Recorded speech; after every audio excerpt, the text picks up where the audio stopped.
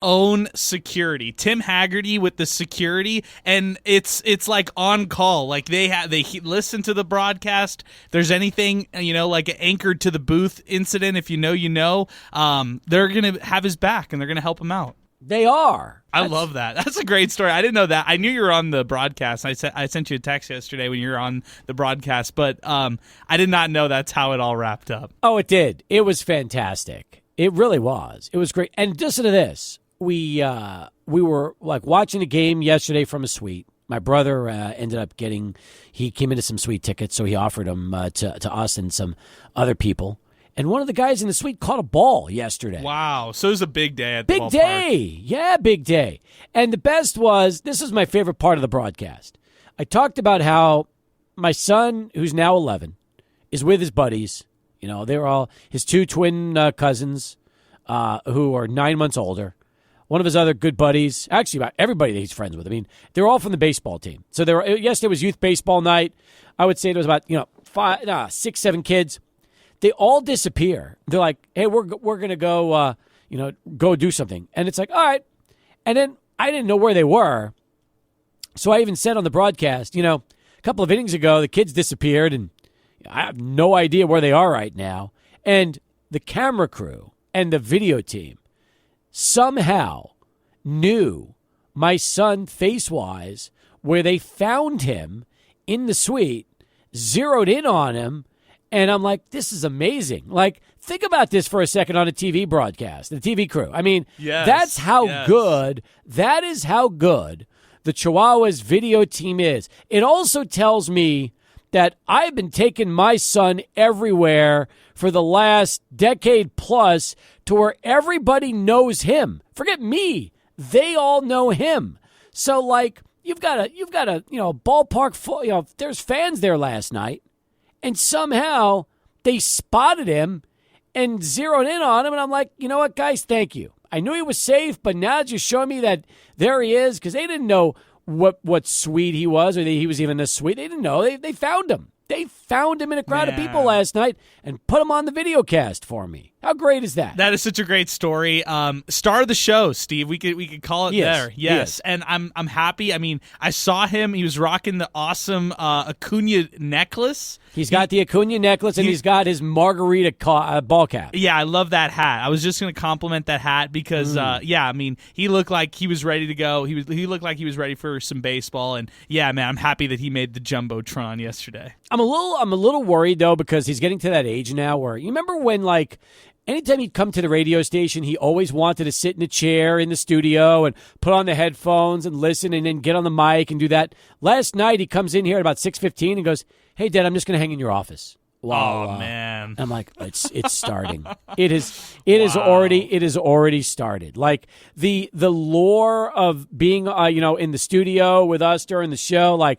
It doesn't have the same appeal anymore. It just doesn't. He's almost 12 years old, and now he's got a life, and he's got friends, and he also has a smartphone, which is probably the worst thing that I could have ever done. But it's the reality of the situation. So he's got his phone where he can text his buddies and check out YouTube and.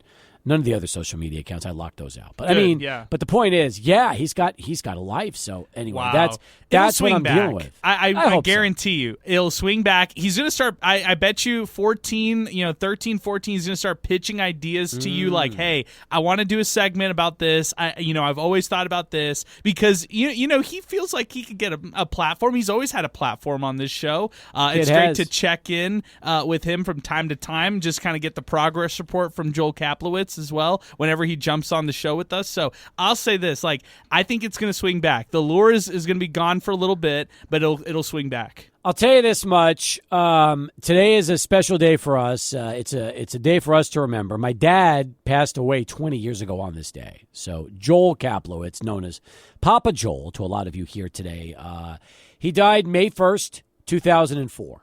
And to me, it's crazy that it's been 20 years. I put it on Twitter and X earlier today.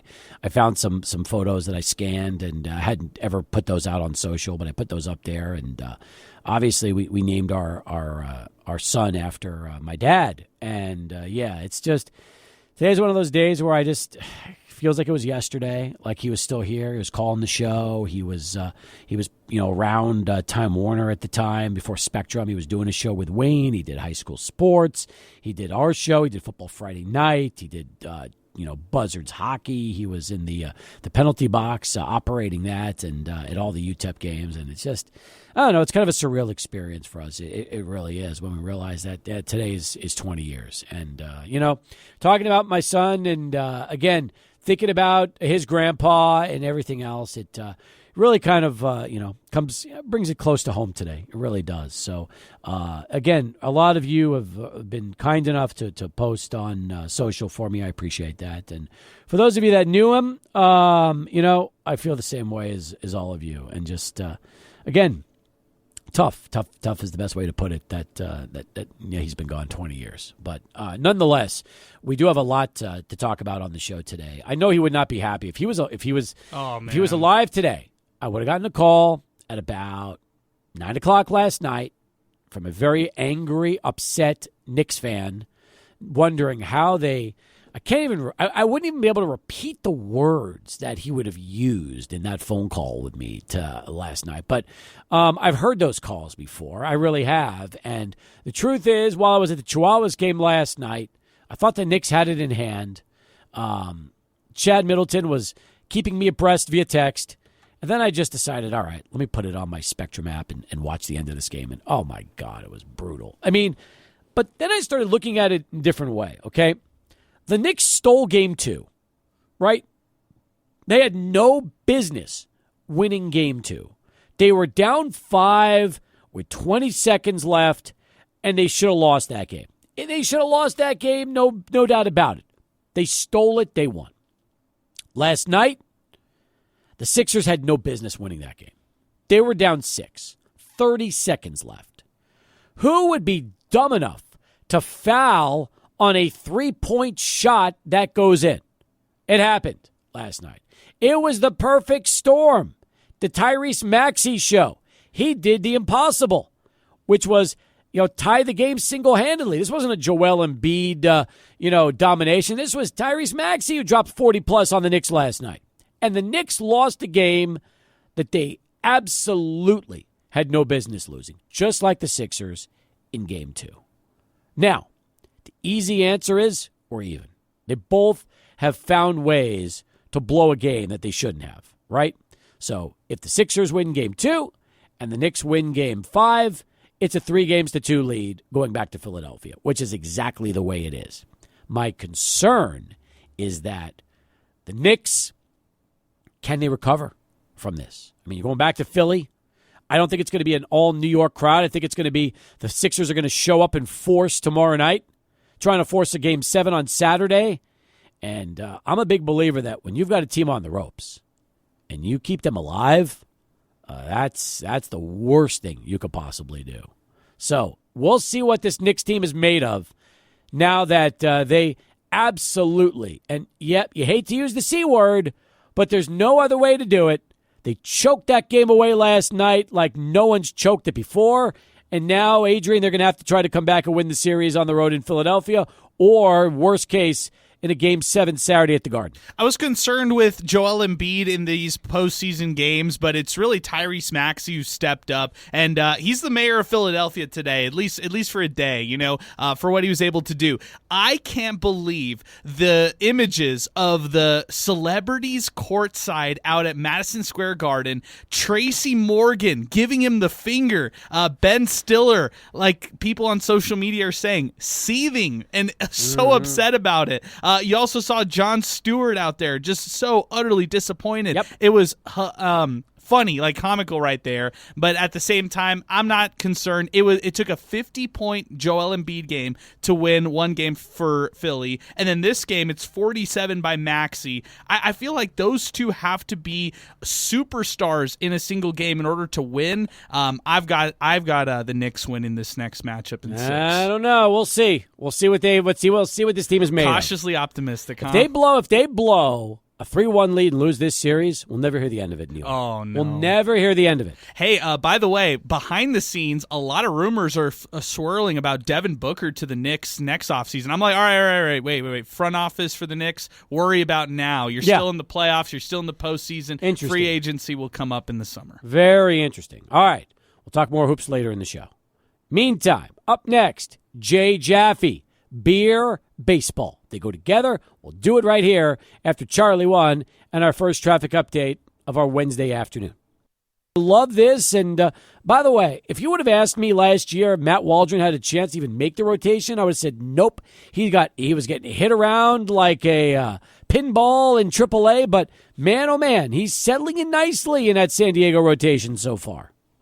Yeah, I've been following the plight of the disappearing knuckleballer for pretty much the entirety of my time at Fangraphs. I wrote about when Ryan Feierabend came back from the KBO and had a couple of outings back in 2019, and since then bemoaned the disappearance of the pitch at the top level. And so when one of our prospect people alerted me to the possibility of Waldron at least toying around with the knuckleball in the minor leagues, it caught my attention, and I was pleasantly surprised, given that his numbers were so rough, that he even got a look last year. Yep. I wrote about his debut I think it was June 23rd, and was delighted to see him come up later in the year, and now it's been really great to see that he's had enough success to stick around in the majors and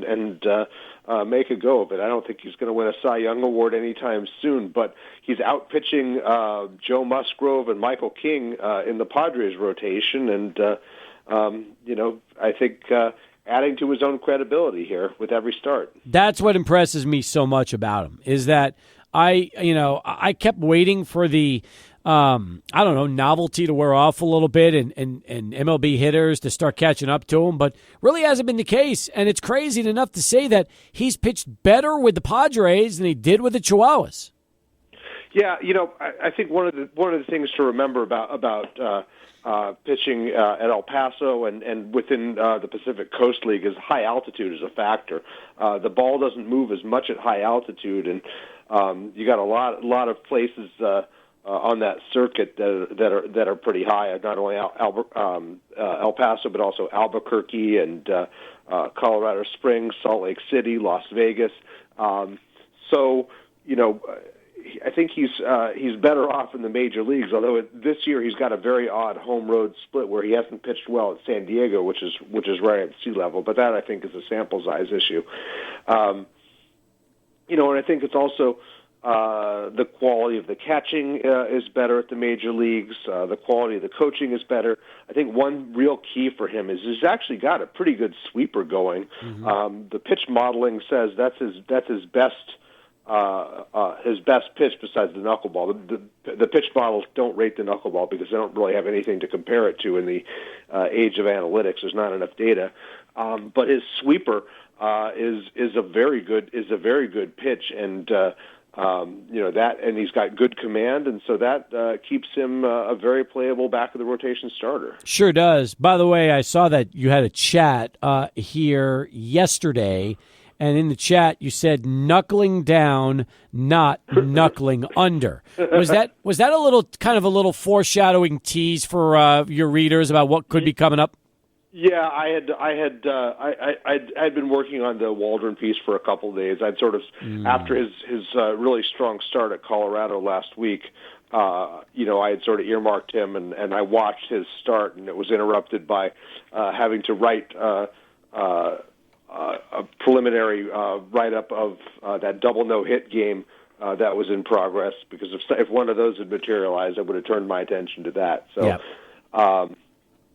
But as it was, that didn't come to pass, and so we just figured it would be better to hold the Waldron piece for another day. And as like you said, it got the feature spot on the front page today, and it was a fun piece. I'm if he makes it to New York here, I will go see him pitch, against the Mets or whatever, and maybe get to interview him. Meanwhile, you also wrote earlier about the crowd below replacement level, talking about players that are underperforming right now compared to a replacement level player. Paul Goldschmidt was the name you brought up to put in the story, but Nick Castellanos, Gleyber Torres, and others are also part of this. There are some very good ball players that are still struggling out of the gate after the month of April.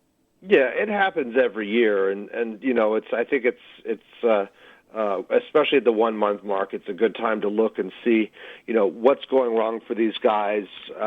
Is it fatal, so to speak?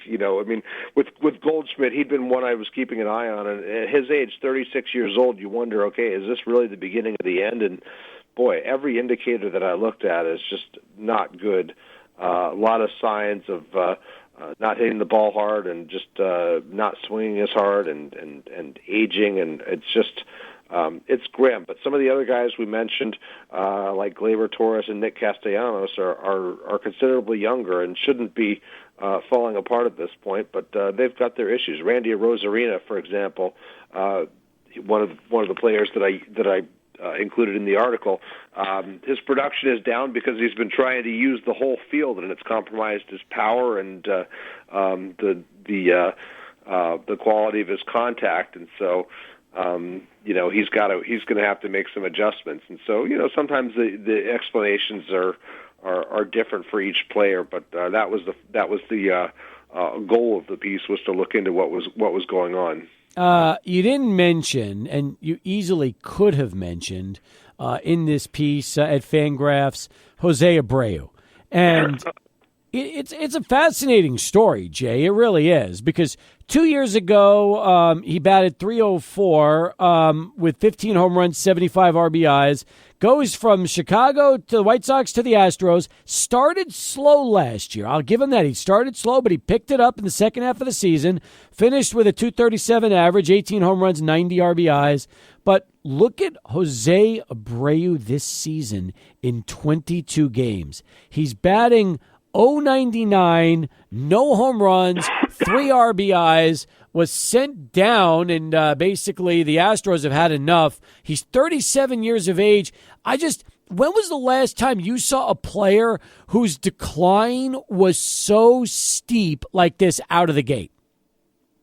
Boy, I don't know. I mean, but I will say that, Abreu did have to approve of the decision to go down to the minors because of how much major league service time he has. So this was him doing something good for the team, because yes, most players would not have agreed to that. They have their pride. But yeah, Abreu dug himself a really big hole last year and worked hard to get out of it, but had some injury problems late in the year. I just think this guy's body is older than 37 here, so to speak, and age is catching up to him, and I think that was the concern when the Astros signed him to a 3-year deal, that he wouldn't age well, and he's just fallen apart. It's sobering to see. I'm trying to think of an example here of just how somebody plummeting that precipitously, and it's just Chris Davis maybe. He had a couple of mediocre seasons before going for that 0 for 50, whatever it was. Abreu's it's tough to watch, and I hope for his sake that he can turn it around. But he's got a lot of work to do. Yes, he does. More with Jay as we keep things moving. Bottom of the hour, we'll get his thoughts on the latest Trout injury, Grayson Rodriguez to the IL, and a whole lot more. But first, let's send it back to Adrian. He's standing by with this SportsCenter update. Back right now with Jay Jaffe from Fangraphs.com. His latest profile on Matt Waldron is up on the website. Check that out. And his chat story about crowd below replacement level players and everything else as we continue. All right, Mike Trout going to be out probably at least a month, maybe 6 weeks with knee surgery. He calls it frustrating. Let's look at it like this. I still think Trout has years left before he decides to hang it up. But, Jay, he was on a pace before he hit the IL for the first time in his career that we're like, this guy is going to break every record there is. And now it's so sad that we could look at perhaps 2 careers, pre-injury, post-injury, and we'll just be left thinking, what if? Mike Trout doesn't get hurt and spend the second half of his career always on the IL? Yeah, it's frustrating because look, he was leading the majors or tied for the major league lead in home runs, although his batting just .220 and second lowest OPS plus of his career. So it's not it's not all good news in his offensive profile, but yeah, it's frustrating. He's only played more than 100 games just once in the past 4 seasons. Obviously, the pandemic shortened 2020, but 36 games in 21, 119 in 22, 82 last year. He's been very good when he's played, but he just hasn't been able to stay on the field. And sometimes it's a freak injury, sometimes it's tissue, and it's tough to watch. But I feel for the guy. Look, he's set for life. He's not going to go hungry. He's signed through 2030. But we are missing out by not getting to see him, and it's just you got to understand how frustrating it must be for him, because this is a guy who takes his job very seriously, who takes his conditioning very seriously, but he's age is getting to his joints, and he's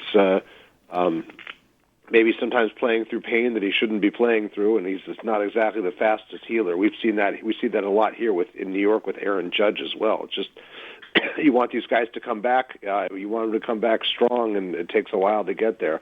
I'm hopeful that this is just something that he can get through pretty quickly and come back and pick up where he left off, maybe even better, and get most of a full season in. Could you ever see a potential move to either the DH or the first base spot just to try to limit his body and what's happened with him just playing the outfield position? I don't know that the DH actually keeps you that much healthier, to be honest with you, because you're sitting for a couple innings at a time and getting up, and it's tougher to stay warm in that. I know that a lot of DHs go into the clubhouse and ride a stationary bike or do stuff like that. DHing regularly has not helped some guys. Giancarlo Stanton comes to mind. When your body's breaking down, it's just there's not a whole lot you can do other than try to work on different ways of increasing your flexibility and things like that. I don't know that DHing is the answer for him, and I think that he's somebody who likes to be engaged in the game, who takes great pride in his defense, even though his metrics have kind of slipped a bit. I don't know what the answer is. By the way, I know he didn't have quite the start to his career like Mike Trout, but we found out today that Byron Buxton left today's game against the White Sox in the second inning because of right knee soreness after an unsuccessful attempt to steal second base. There's another guy that you'll look at and say, man, oh man, he just has such a hard time staying healthy, and you could probably play the what-if game with Byron Buxton too had he had the opportunity to not get hurt so much early in his career. Yeah, the thing about Buxton is we've never really gotten very long to see what he can do. It's a few months here and there. Mike Trout is a guy who's going to go to the Hall of Fame even if he never plays another game again. He's got 3 MVP awards, the Rookie of the Year award. His credentials are pretty full. Buxton, what's really sad is we just can't see him sustain his ability to stay on the field. And I'm reading about Buxton here, and apparently there was an incident involving the umpire Rob Drake telling him to get off the field as well, which is going to blow this up into something that it probably shouldn't be. Yep, that's true. All right, what do you have coming up for us as far as Fangraphs this week? I'm going to check in on early season home run rates here. This piece is for tomorrow. Home run rates are down by about 15% relative to last year's overall rate, and by about 10%, 9% I think it is, relative to last year's March and April rate. So we're going to take a look at what's going on there. Good. By the way, one really good storyline for you. I don't know if anybody's touched on this on Fangraphs, but I was just noticing this today as I was looking it up at some box scores. Joe Adele is hitting almost 300. He's got 4 home runs, 11 RBIs. The Angels are terrible, but after the injury to Trout, he's one of the few bright spots on this team, and maybe a great example that sometimes patience does pay off, since they were ready to call him the next great thing at the age of 20, and after failure, they didn't give up on him. Now he's 25, and maybe Joe Adele is finally getting a chance to come into his own with the Angels. Yeah, somebody asked about him in my chat yesterday, and I noted that it's only about 60 plate appearances. He's up to 63 now. But this is the most sustained success we've seen for him at the major league level. So yeah, let's hope it's the start of something. If he does keep this up, I'll definitely be taking a look here in the next few weeks. Excellent. As far as our beers to profile, what's that going to be this week? Okay, this was a good one here. From Grimm Artisanal Ales here in New York. This is their Wave Table. It's a New England IPA, 6.7% ABV.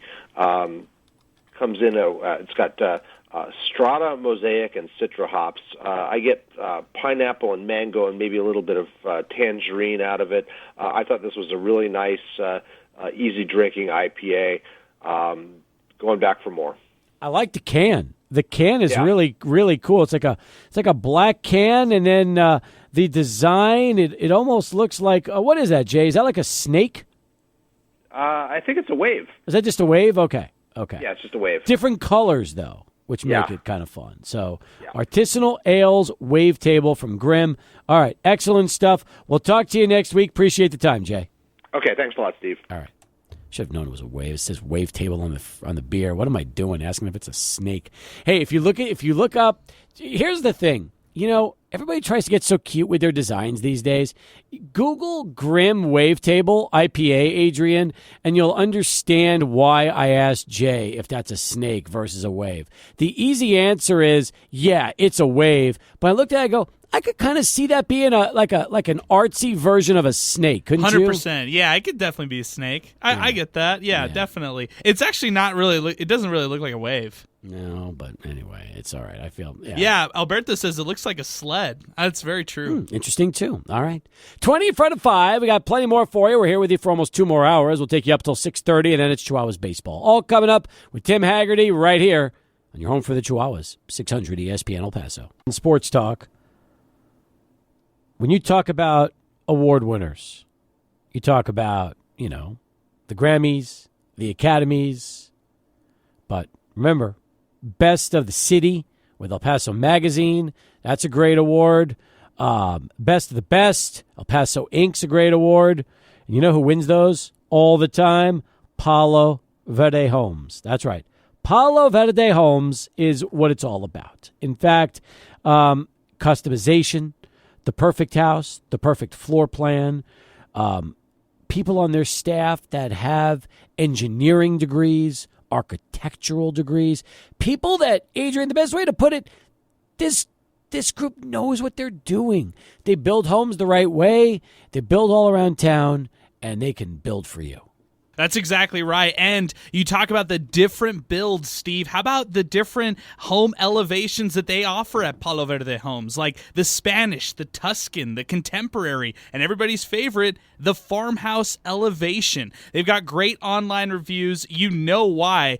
Because they've been doing it here in El Paso for over 17 years. They opened up back in 2007, and they've been doing it ever since. So that's Palo Verde Homes, the people that we trust here on Sports Talk. You want to learn more and see those homes in action, you can do it online, paloverdehome.com. As we continue here on the program, 505-6009. That is our telephone number, 505-6009. Eric, the number 4 in the A, thank you. Yeah, snake, I couldn't believe it either. When, it was one of those things where, what can I tell you, the beer can, that was the first thing I saw. I saw a snake, not a wave. But maybe it's, as Alberto said, it's not a snake and it's not a wave. Maybe it's a sled. Maybe it's something completely different. It's a multicolored sled, right? Yeah. And by the way, it just goes to show you, beer can artwork is open for interpretation, isn't it? Yeah, it really is. I mean, hey, people have different thoughts and as far as different art, I would say that this one is definitely unique. It doesn't look like a wave. All right. Well, yeah, I still kind of screwed that one up. Hey, by the way, what is going on with the story you talked about during SportsCenter with Xavier Smith? Yeah, this is crazy. Yeah, there's a lot to unpack here, Steve. There's a lot, right? Xavier Smith, who is a safety at UTEP, he played at Austin Peay last year. He came with the coaching staff and he came with all the squad to UTEP, and now he's a minor. He went to The Athletic. The Athletic interviewed him about this story about kind of like the exodus that Colorado saw last year. All those players that hit the portal. Remember that big story? Like Coach Prime is here. He completely flipped the roster. Xavier Smith was basically claiming that Deion Sanders never tried to get to know him and that Deion Sanders was destroying guys' confidence and belief in themselves. Okay? Now, because he went to The Athletic obviously picked up a lot of traction off these tweets and posts and the story itself. Well, the players weren't happy about it. I'm talking about the players on Colorado. Shedeur Sanders was saying he had no clue who this was, basically had to be mid. He called him mid. As a player, Xavier Smith. And then Coach Sanders got involved too. Scotty Walden got involved. It's been all over social media. I'm not a fan of things like this. I'm a fan of, obviously not necessarily going to the press and the media if you've got some grievances to air. But for Xavier Smith, it's his right to go off and talk about his experience. And if it was a poor experience at Colorado, he could go off and say stuff like that. But be prepared for the backlash like he faced today. Meanwhile, isn't this kind of like the most exposure on social ever that a UTEP football player has had? Yes. When you start to think about it? Yeah, I think so. For anything not related to football, yes. Unless it's and it's not related to any kind of crime or anything like that, yes. This is definitely one of the ones I could definitely remember here. I mean, the thing is this, okay? The fact that he said that Deion Sanders never tried to get to know him and was destroying confidence and belief, I can believe that. I really can. I mean, look at the turnover of how many players he's gone through in the 2 seasons that he's been at Colorado. He just continues to, if you can't get it done, he's just going to get rid of you. That's just what it comes down to. So the fact that he's talking about stuff like this, probably, here's the deal. The kid's being honest. Most of the time, kids are not honest in the college level. They're afraid it could burn a bridge or something like that. But he must have had a pretty bad experience with Deion, and he voiced his opinion out there. I mean, look, there could be players from UTEP going into the portal now that don't have good things to say about Scotty Walden, especially if they were told they're not going to play and they want to go someplace else. And who knows? Maybe we'll start to see some of that backlash happen.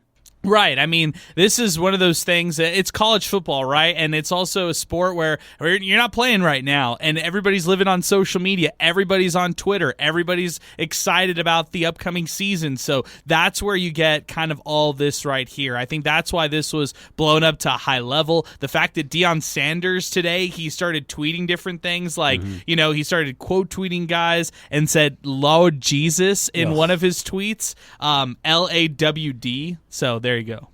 Meanwhile, the story that everybody's talking about in The Athletic that was written by Max Olson a couple of days ago, here's the title. What happened to Deion Sanders' Colorado castoffs? Revisiting a record-setting exodus.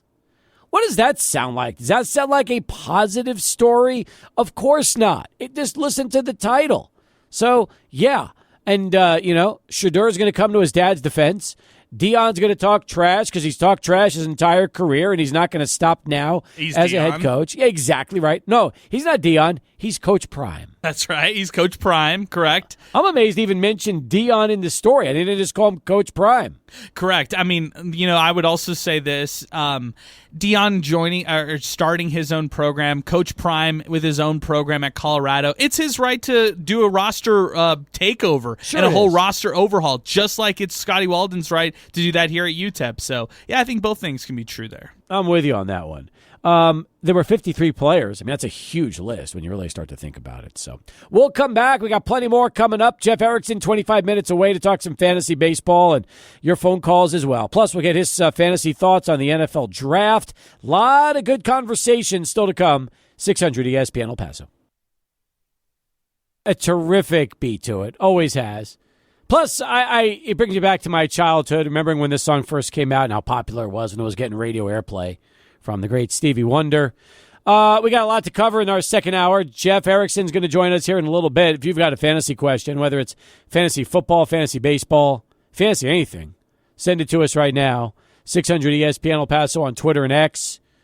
The free mobile app where you can listen to the show and chat with us in real time. Thank you to all the people who listened to us on the app. Saw the numbers recently. Really cool. Yeah. Really cool. A lot of people listen to us on the app. Really appreciate that. I mean, honestly, I don't blame them. When you listen on the app, especially if it's in your car, you feel like you're in the studio with us. It's the greatest listening experience you can possibly have. Yeah, and I'll say this. I mean, we don't talk numbers a lot, but it's really encouraging to see a lot of people who listen to us on a weekly basis use our 600 ESPN El Paso mobile app, the crystal clear quality. You can read all the articles. You can call in directly off the app. So many great features with our 600 ESPN El Paso mobile app. If you have not downloaded it, do it today, and you'll see everything that it comes with. And, yep, it is free, it is fun, and it is extremely interactive, which is what it's all about.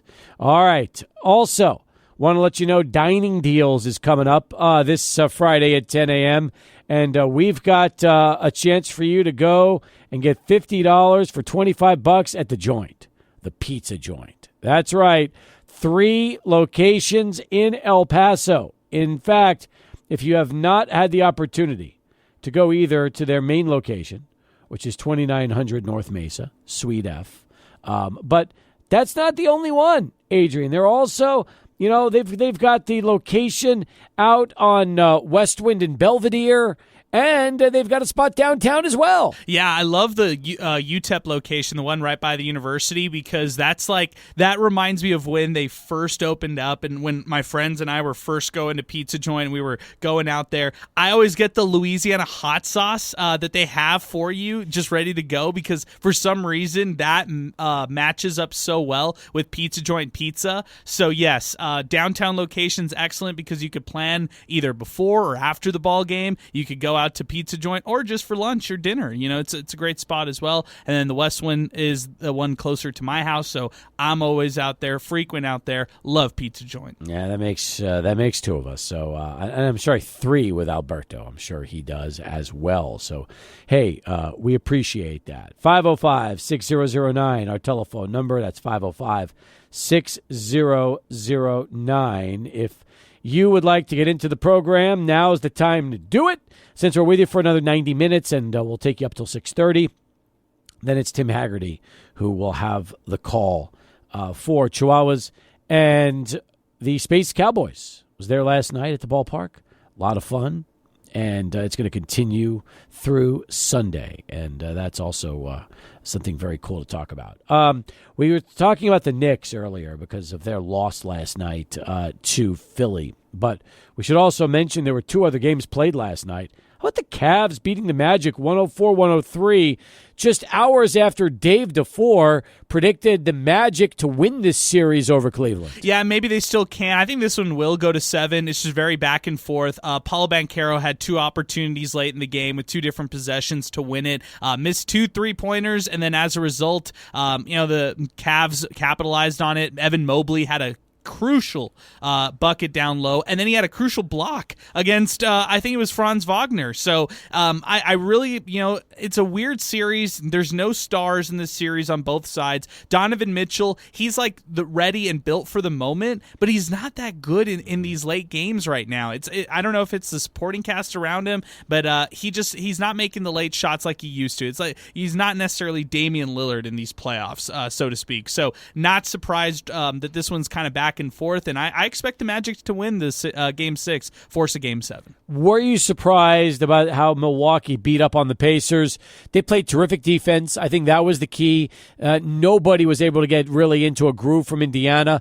big second quarter, big third quarter, and before you know it, they just blew that game wide open. And I got to give credit to Milwaukee's shorthanded starting five. They all played well. They all did. I mean, you look at Bobby Portis and Chris Middleton, along with Beasley and Beverly.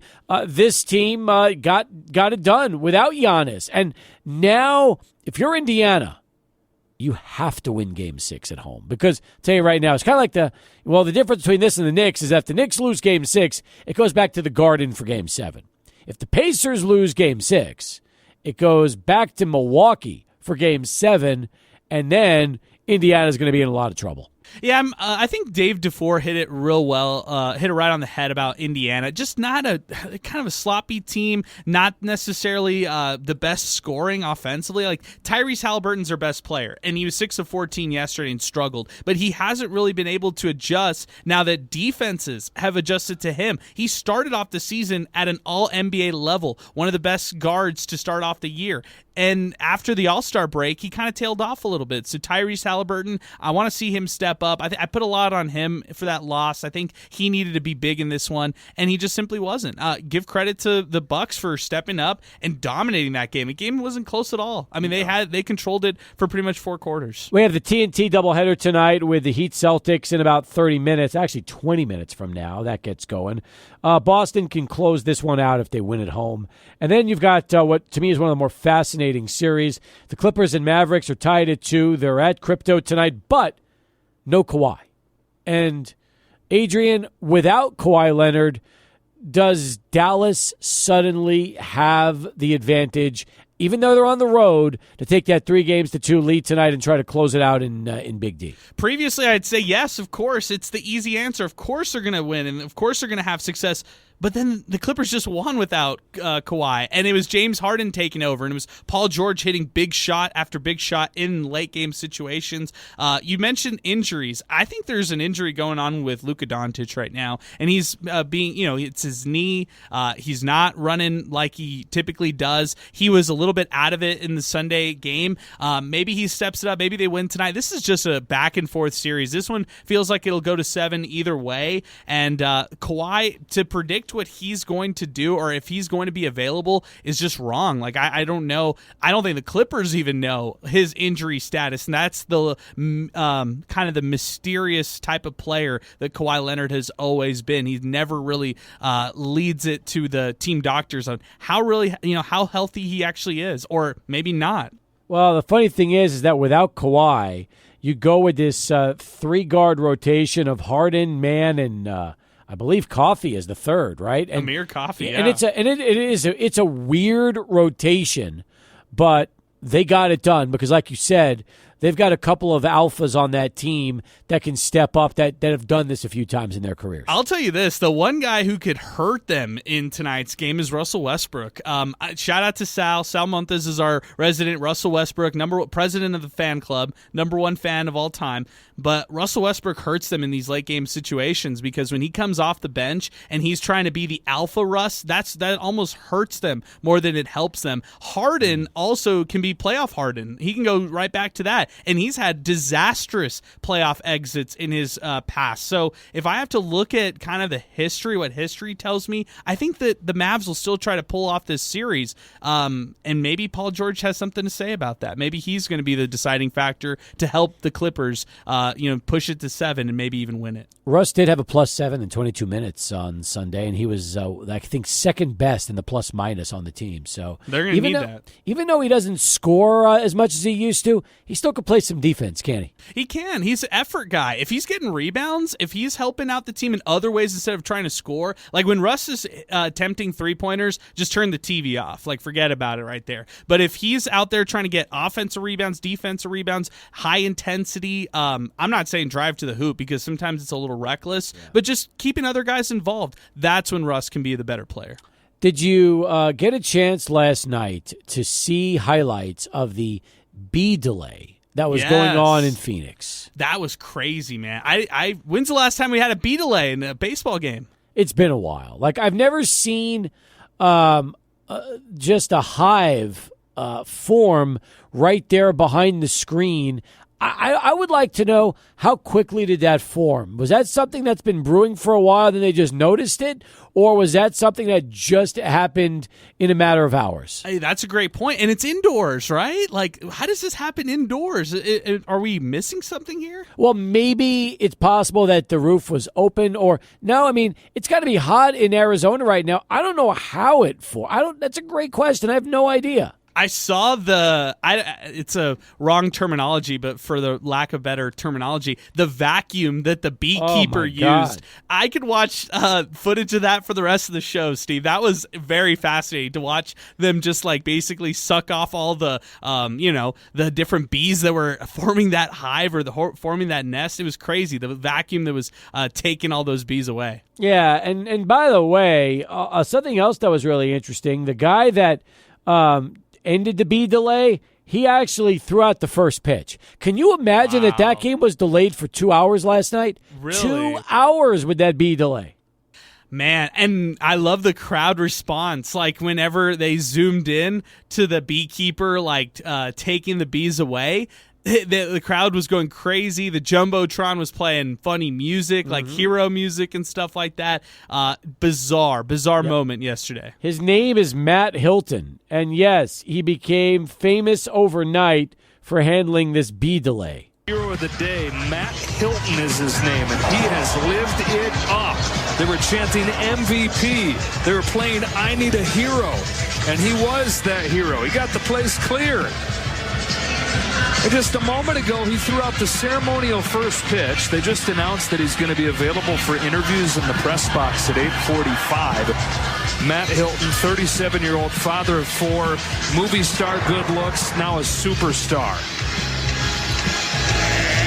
That's awesome. That is great stuff. And by the way, I saw that vacuum he was using. Oh, my God. First, you know what he did, right? He sprayed them with like a stunner. And that was it. Like they couldn't go anywhere, that they were stunned. And then he just started vacuuming them up. Yeah, that was crazy, man. I thought that, and even the players were interviewed on it. They said it was cool to watch it being disassembled. I think that the bees who got out there and the fact that he actually did that, does every baseball stadium have like not necessarily a beekeeper, but somebody who is like an animal control specialist? There is no way. There is absolutely no way. How do they get this done that quickly? Maybe they've got, I don't know. Maybe their groundskeepers are certified and stuff like this. I have no clue. So I know Matt Hilton does not work for the team. Okay. But, I mean, the great question is, how do you get him on such short notice to come to the ballpark and handle a bee delay? I know, man. I can't even. I don't understand this one right here. What do you do if this happens at an outdoor, stadium? Yep. And I mean, for fans' sake, if you're right there, if you're scared of bees, you're not going in your seat. Heck no, not even close. Are you a bee guy? Are you scared of bees? I'm not a big fan of bees. I don't want to get stung by one because I'll probably get. Have you ever been stung? As far as I know, no. My wife was stung and she had a bad reaction. It's really painful. Bad reaction. Yeah. Well, not just the stinger, but then what if your arm or whatever starts to swell up? Yeah, then and you're what? starting to get a rash and stuff like terrible. that. No way. No. All right. By the way, a rash, not to be confused with a rash Markazi, but yes, the rash from getting stung. I understand that. All right, 17 past as we continue. We'll come back next. We'll do a little fantasy sports with Jeff. But first, Charlie 1 with traffic. It's the hour. All right, we got more coming up here, including fantasy with Jeff Erickson from Rotowire. I already see one question in the hopper. You want to send it to us on Twitter and X at 600 ESPN El Paso. Follow Jeff on Twitter at Jeff_Erickson, who joins us from Rotowire.com, your one-stop fantasy shop for all your fantasy sports. Jeff, how are you? Doing well. I'm personally doing well, but my sports interest in the last 24 hours not so great, but that's all right. It happens there. Pacers, Reds, fantasy teams, you name it. Seemingly on a downswing, but that's okay. What would you say the percentage of injured players on all of your fantasy rosters are right now? Oh, I mean, it kind of, sometimes, it varies. Like I have one team where I'm stashing, no IR spots, 7 reserve spots, and I think 4 of them are stashes, which is just a killer. Holding on to like Royce Lewis, Luis Robert, Paul Skeens, waiting for that call up there. It gets really tricky, kind of navigating that. So it gets frustrating. Others, I haven't had the major ones, like NFBC main event. I'm having a good year, but a bad week. But Justin Steele's like my one major injury there. Other than that, I've kind of avoided the whammy so far. Wow, that's good. That's really, really good. Good for you. Actually, Lane Thomas this week, too. I take that back. I did lose him, but that's okay. Lane's not off to the kind of start I was expecting this year.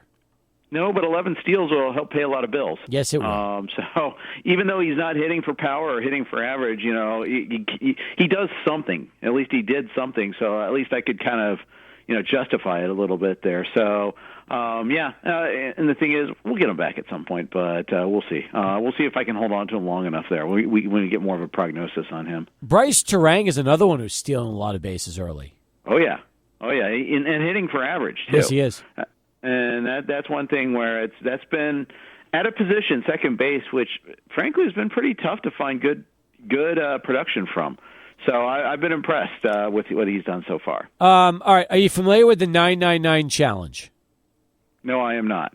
All right. By the way, Adrian, what's the backstory on this 999 challenge? How did it originate? Yeah, I think it was just like a social media thing, and then it became very popularized after that. So I think that's the origins. Just like most things, it was a trend on social media. People were wondering, is this possible? And then that's what ended up happening. Break it down Tell me for more. Jeff. What is it? Break it down for Jeff. So 9 beers, 9 hot dogs over 9 innings, Jeff. Maybe 25-year-old Jeff could pull that off. 53-year-old Jeff, not so much. If 25-year-old Jeff was pulling this off, what would be the bigger challenge? The 9 beers over the 9 innings or the 9 hot dogs? Probably the hot dogs. I think so, too. I don't know. A little column A, a little column B. I've never I've always been a little bit of a lightweight on that sort of stuff there. Well, that's the thing, and my big problem is I'm a beer snob a little bit there too. So I would, I think to pull that off successfully, you have to get something that's pretty lightweight. You would, or Pilsner or something like that. That's just an easy drinking beer. I agree with you. Yeah. By the way, since we're talking about the 999 challenge and kind of how it used to be, did you see what happened yesterday in Citi Field with those dollar hot dogs for the Met game? I can imagine a result that could happen. No, I didn't see it. Did they end up on the field? Yeah, fans started throwing like 100 hot dogs in the 9th inning, and they were just flying everywhere. So eventually, fans were getting escorted out. I could believe that. It seems. I remember the old Chicago White Sox disco demolition night. How that went over so well, and the nickel beer night or quarter beer, whatever it was, that ended up poorly. All Bill Veck productions there. Fantastic. Meanwhile, this comes in from Neff Poppy. For Jeff, he tweets us. Time to bench Goldie? Talking about Paul Goldschmidt. Probably not, in part because you're unlikely to find a better alternative. And also, I just think that I know he's been super frustrating, and he's coming off of a year that is relatively disappointing. But I don't think his skills are completely away. I don't think he's gone Jose Abreu on us yet. Oh God, that poor. I mean, I talked about that with Jaffe last hour. I mean, can you remember a collapse in the first month of the season that is as monumental as this? He brought up Chris Davis, but I mean, Davis has been struggling for average most of his career. If you think about what happened with Abreu last season, he did come back and finish strong with the Astros and had 18 home runs, 90 RBIs. When was the last time you saw somebody go from that to this? Well, just remember what he did the first month of last season. It was pretty darn bad. Yep. In fact, I got to pull that up because I'm intrigued now. I got see if my recollection's right about just the extent of his struggles. But I know he was pretty darn awful in the first half of last year. He was. First month last year, he hit 235, 267, 270. He had no homers. He had 4 doubles. He struck out 27 times versus 4 walks. So he was pretty awful last year over that stretch too. So, well, yeah. It is a collapse, though. I mean, I didn't expect a total, utter collapse that he had. I thought, you see a gentle downswing, and that's unfortunately we didn't get that. Sometimes players just crater. Yeah, that's true. All right, second question from Nev Papa. He has 3 for us. What is up with Freddie Freeman? I think this is just normal, probably ebbs and flows of a season for him. But yeah, this is something that's not. He's not. He's still hitting 302 on this season. He's just not having he's got this home run drought here. Hit one against Toronto on Sunday at least, but honestly, I don't feel like this is a big problem for him. He's got 23 walks against 25 strikeouts. Yeah. I don't think we're talking about anything major here. The exit velocity is down a little bit. I think that is a little bit of concern. Barrel rate is definitely down. I think he'll be all right. It is interesting, though, to notice that there is a little bit of a trend that his average exit velocity was 90 miles an hour last year. In 2022 is 91.3, 88.6 so far this year. So that's definitely down. I think as the weather heats up, he'll get better, but it's definitely been frustrating so far. It's a lot of first base slumpers. Matt Olson's having a really awful start to the season too. We spent a lot of time talking Corbin Carroll, but not much time talking Matt Olson.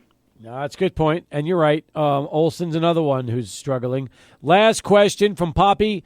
What's up with the early season rash of pitchers on the IL? Boy, oh boy. I mean, Grayson Rodriguez today, every day it's a new name. I think it's multiple. There's multiple fathers to this here. One, just it's pitching. We have not found a way to keep pitchers healthy. I think you and I have kind of riffed on that before. Velocity, the chase for more velocity and movement, I think it creates an issue. I think if you look at it there, that's the harder you throw, the more likely you are to get hurt. And I think that's been forever true. And I do think the pitch clock does not help. I think the lack of rest between pitches is probably something, especially at pitchers who have been conditioned to get that rest between pitches, taking that away from them is probably not a good thing. When Tyler Glasnow talked about them cracking down on the sticky stuff a couple of years ago, and the way they did it so abruptly, at the start of the season, it created problems. Because some pitchers, had to try to grip it harder or grip it a different way, and that led to some issues for some pitchers. I think the same thing is probably true with the pitch clock too. You're used to doing things a certain way, and the arm doesn't recover, and when you're already expending max effort to begin with, that's probably a problem. Yeah. More with Jeff as we keep things moving here on the show. Plus, we've got a question on the app from Robert, which we'll ask in a moment. But let's get a Sports Center update here as we hit the bottom of the hour.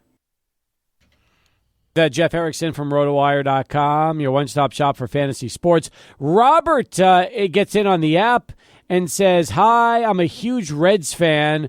Do you mind asking Jeff how he thinks the Reds will do this year in terms of the playoffs?"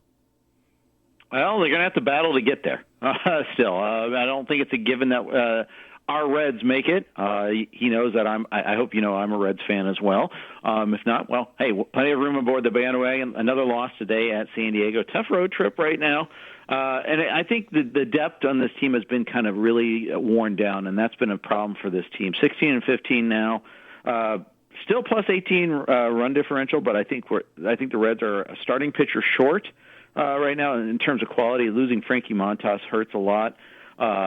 And I think that, losing McClain, losing TJ Friedel, Encarnacion Strand is hurt right now. Having Noelvi Marte get suspended. I mean, all that depth that they had has really kind of really whittled down their chances. And I feel like they've always been going for like the safe, cheaper free agents. I think they need to add a major player at the trade deadline. We'll see if they can pull it off. How do we keep Mike Trout healthy? I don't think there's an answer to that right now. Angels certainly haven't found it. I don't know what their training regimen is. I don't know what Trout's is. I don't know if they're working well together or not. There's some unknowns in those, unknown variables in that equation. But boy, oh boy, I mean, they've tried. They put him in bubble wrap a lot. I mean, maybe you just have him DH, but that takes away some of his value as a real life player. I don't know. I don't know. It was devastating to see that news come down yesterday. Steve, I got a story for you on that. I'm in a dynasty league, the one league where I have Trout, and I'm a rebuilding team yet. I bought Trout at the auction, hoping to get a discount and being able to turn him into something as a better long-term asset. And I was 10 minutes away from pulling the trigger on a deal when the news came down. Oh, my God. Were you really? Yeah. So shame on me because my trade partner initiated talks like a week and a half ago, and I'm juggling a lot of balls in the air. I didn't prioritize getting that done quicker, and here we are. I'm left with nothing now on that. So shame on me for that. But I'm just bummed out because I love Mike Trout. I think he's an awesome player to watch, and baseball needs to see him on a good team. He wasn't going to. And that's the problem too. Is the Angels were already circling down the drain even before this injury happened.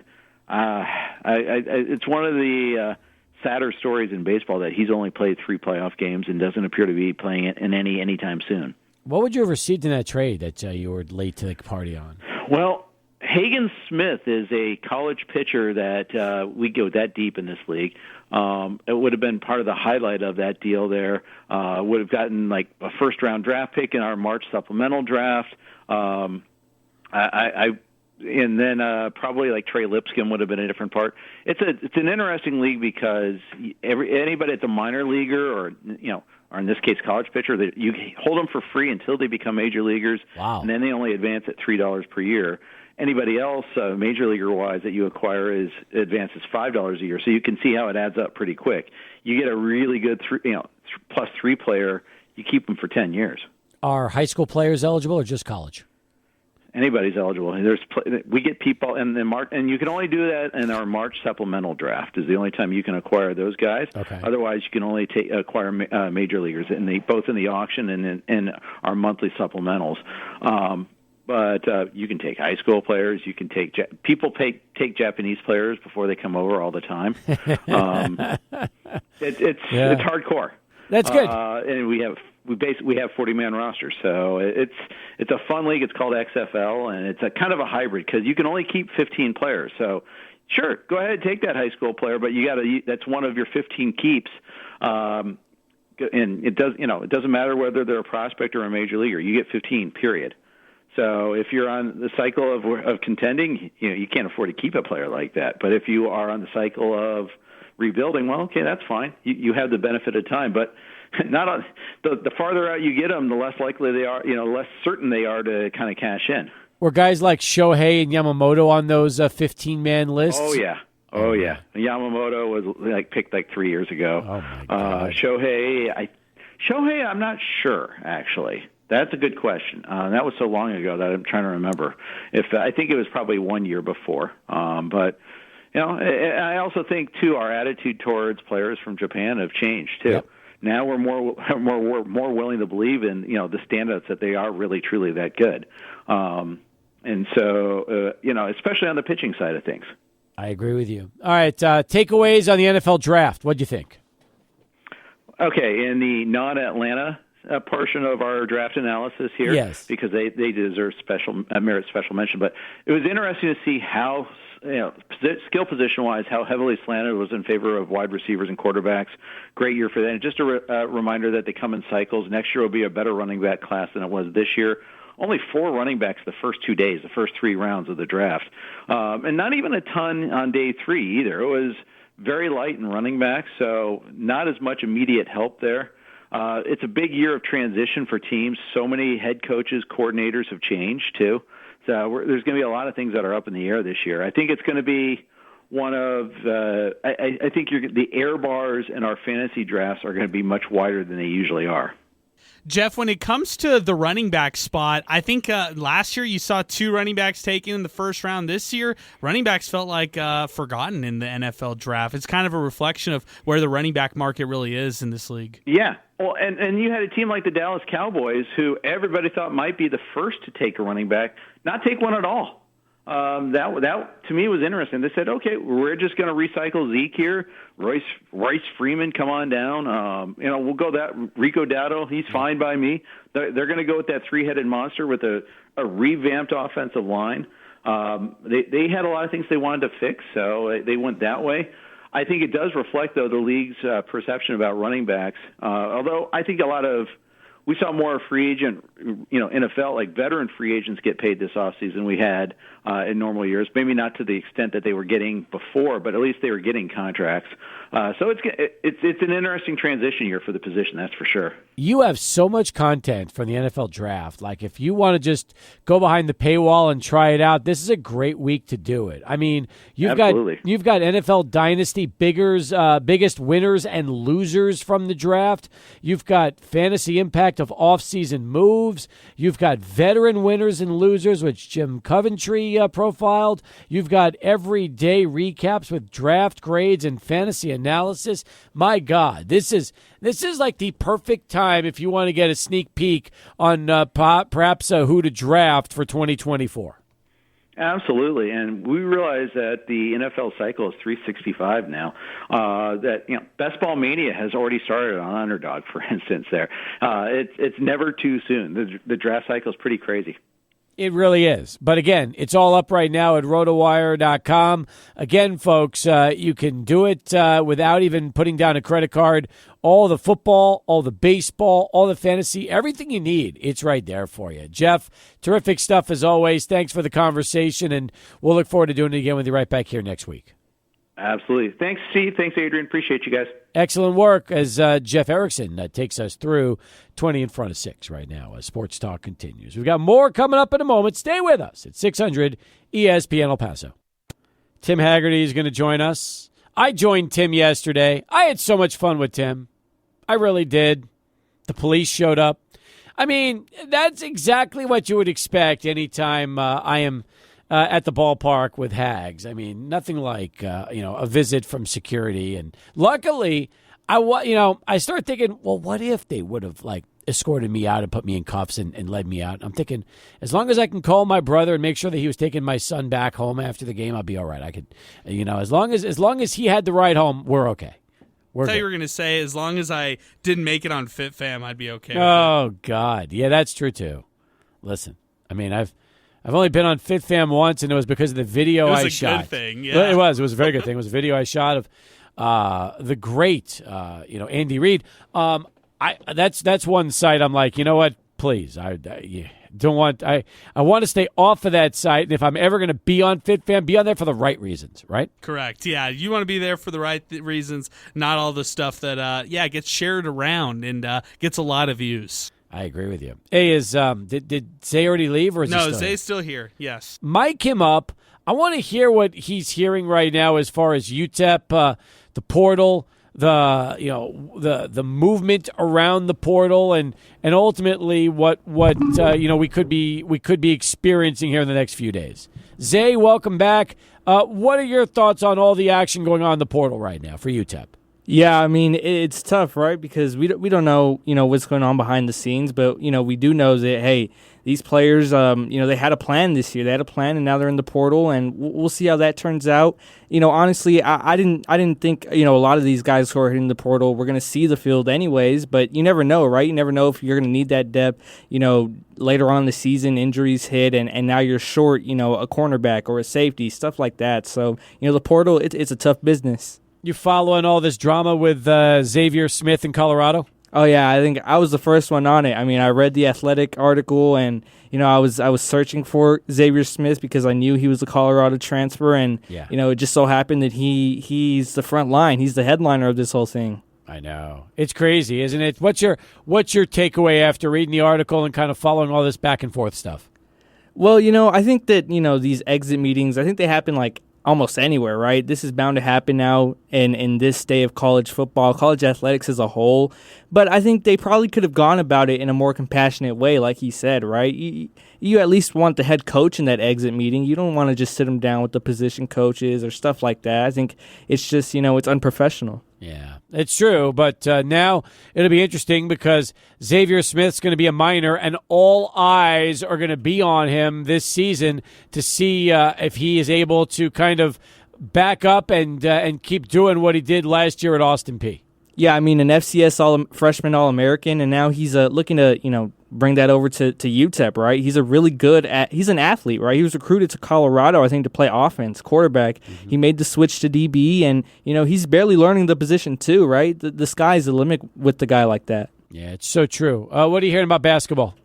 Not much. I mean, it's a quiet time for basketball. I think it'll be a quiet time for a lot of teams, and teams are starting to finalize their roster. UTEP obviously still has a couple scholarships available. We'll see where they go with that. Yeah, they do. And by the way, I'm also interested to see what happens, with the kid that was here. Then he went to East Carolina, the former Tarleton State guard, if he ends up a minor. Yeah, you'd expect him to make a decision soon, right? He's taking most of his visits, and guys like that, you gotta get your spot quickly, because spots are going to start filling up. Teams are, like I said, finalizing their roster, so I'd expect a decision out of him pretty soon. Is that his name? Tristan Barnes? Devin Barnes. Devin Barnes. Yeah. Thank you, Devin Barnes. So Devin Barnes, just one other nugget to add to him. You mentioned the East Carolina visit. That's huge right there. UTEP's got to land him, and the NBA guys are off right now to get evaluated, get tested. Some of them might come back. Vladislav Golden, who played against the Miners when he was at Florida Atlantic, he just announced that he's coming back to college basketball. He'll be joining Dusty May out in Michigan. So these names are starting to trickle back into college basketball, and as they do, roster spots are going to fill up, and UTEP's got to get Devin Barnes if they really want to, contend next year like they hope to. I think the dead period starts either today or tomorrow for college basketball. I think that's correct. Yeah, the portal closes, and now the only time, or the time when it'll officially reopen, is when all the players who hit the draft and who wanted to test the draft waters end up coming back. Yeah, that's so true. All right, good job, Zay. Have fun at the concert tonight. I never realized, you're a headbanger. You're gonna have some fun at this show. Yeah, this is my first ever concert. I've never been to a concert before, so you got to be. What a way to start. You're joking, right? No, this is really my first. This is your first concert. show? Yeah. I saw the opportunity, free tickets. I was like, you know what? There you go. I'm just going to do it. Nice. I like that. Adrian, any advice for his first concert? Advice is don't go home with a stranger out there who says, hey, let's, we're moshing over here. Come back home. No. None of that after party, none of that stuff. Also, the other advice is don't get involved in the mosh. You never know who could be involved in there. That's true. Do you have earplugs just in case? I do. Good. All right. Listen to the background. Everybody's ready. Everybody's fired up for Zay. Is Alberto going tonight too? Is he also going with him? Yeah, I got a couple of tickets. I might be making my way over as well. Good. Well, you know what? You guys have a blast out there. We'll get a full concert review from all of you here tomorrow or the rest of the week, okay? So that's good. Enjoy the show, guys. Enjoy the show. We've got 30 minutes left. We're enjoying the show. Stay with us. Sports Talk continues. 600 ESPN El Paso. Here's Steve Kaplowitz and Adrian Broadus. All right, we got about a little less than 30 minutes to go before Tim Haggerty takes over the airwaves with Chihuahuas baseball. Game 2 of a 6-game set against the Space Cowboys. Fun game last night. Chihuahuas hung on. Wasn't easy, Adrian. 8-6 the final score, but they were able to make it happen. Back and forth, seems like. Yeah, that's the way it was. JP France got knocked out in the 4th, but you know what? It's just a fun, entertaining baseball game. One of the best nights for baseball.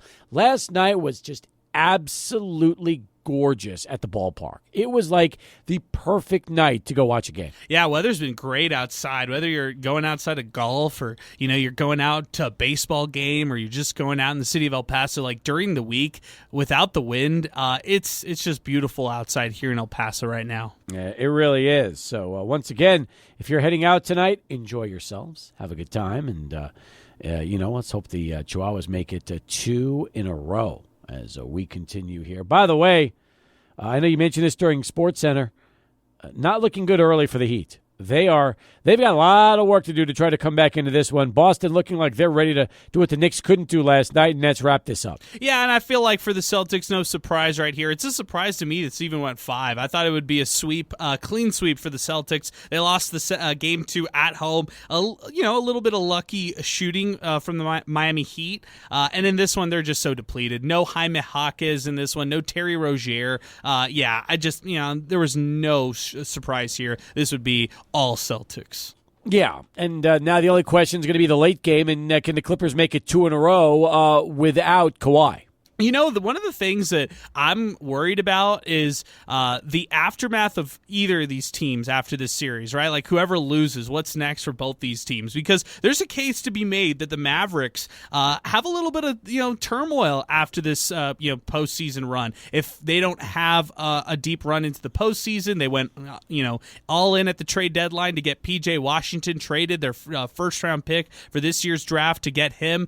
Kyrie was the guy they elected to re-sign over the offseason. So, Luka, he's going to probably grow a little impatient if they don't get out of this first-round series with a victory and move on. And then on the flip side with the Clippers, they're opening a new arena. They're not going to be at Crypto.com or Staples, whatever you want to call it anymore. They have their own arena that opens up next year.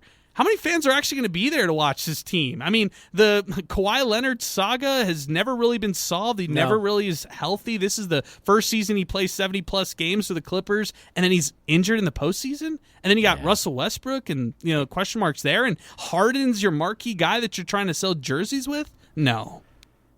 What's Kawhi's legacy going to be like when he wraps up his career? Is he going to be another one of these what-if guys? But he also won 2 Finals MVPs, right?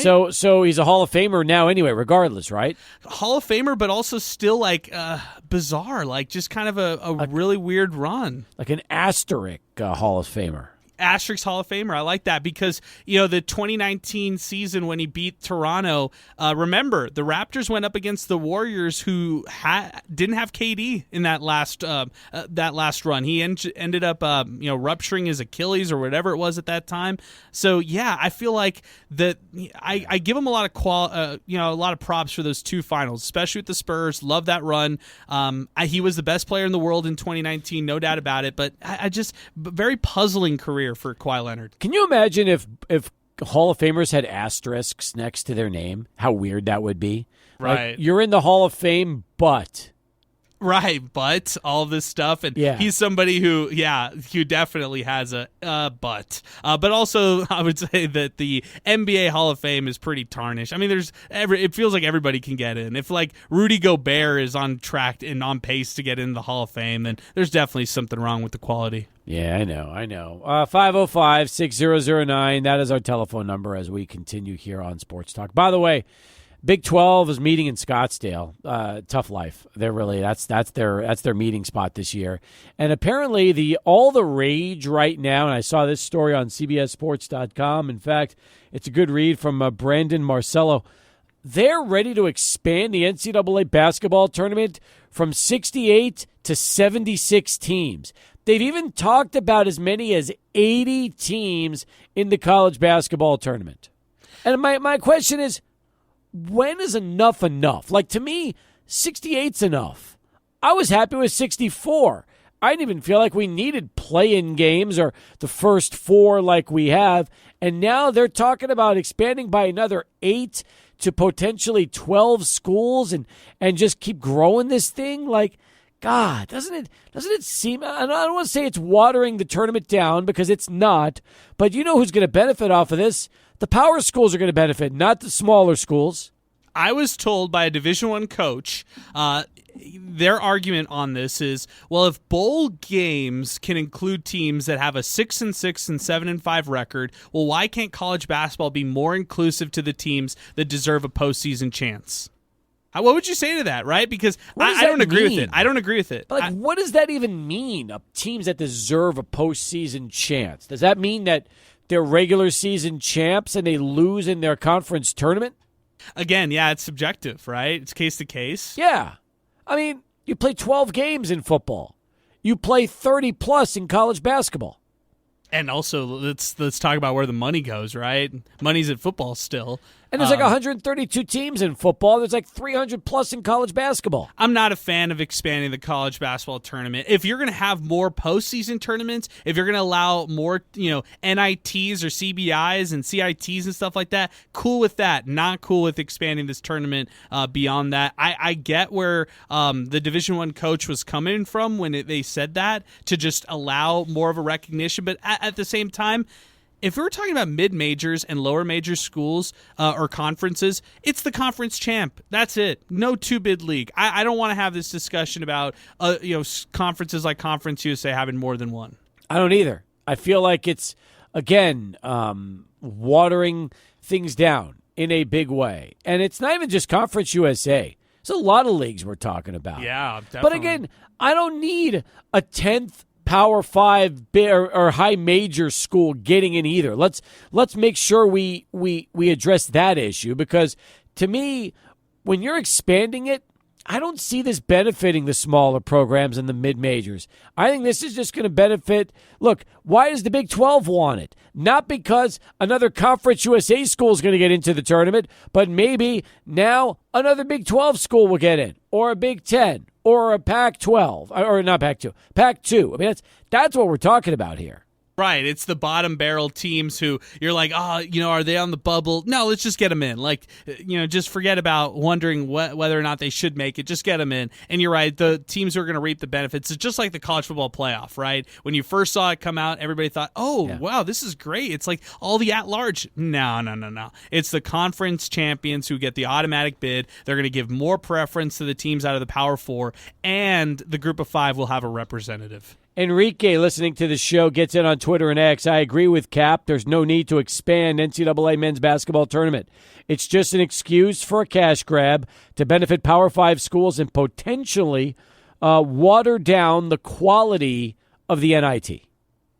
And if they do it, I mean, it will water down the talent. It'll water down all the kind of teams who will get out there. And for the mid-major schools that could end up getting an opportunity, it just doesn't feel like it's valid. We talked about asterisks just previously. That's a big-time asterisk. When are they going to put them all in? I mean, that's just wasn't that once a request? Was it Patino who said that every school, or Calipari, that they should all go in? I remembered something like that. Yeah, definitely. It seems kind of ridiculous to do stuff like that. If you don't have a good record, if you don't have a good season, then it's the end. Like, move on to the next season. You know, that's what sports are about. 100%. All right, 12 past the hour as we continue here on Sports Talk. Let's get one last traffic update. Charlie's back, and then we'll go to Tim. We'll get his thoughts on last night and how a police officer walked into his booth during the game. Sports Talk continues, 600 ESPN El Paso.